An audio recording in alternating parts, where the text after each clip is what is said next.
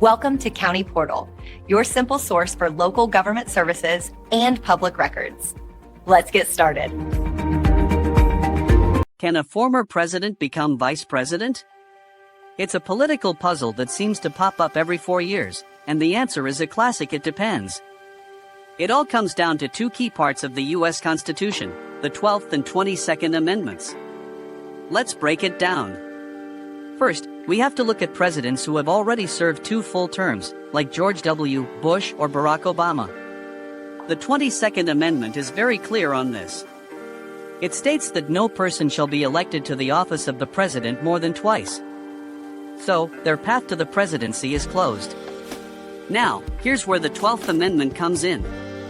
It says that no person constitutionally ineligible to the office of president shall be eligible to that of vice president.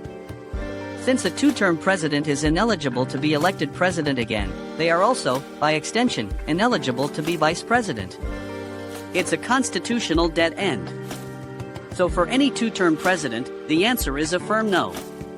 But what about a president who only served 1 term, or even less? This is where the answer changes to a yes. A former president who has only served 1 term, like Donald Trump or Jimmy Carter, is still constitutionally eligible to be elected president again. Because they are still eligible for the top job, the 12th Amendment doesn't block them from becoming vice president. They could absolutely be chosen as a running mate, appear on the ticket, and be elected vice president of the United States.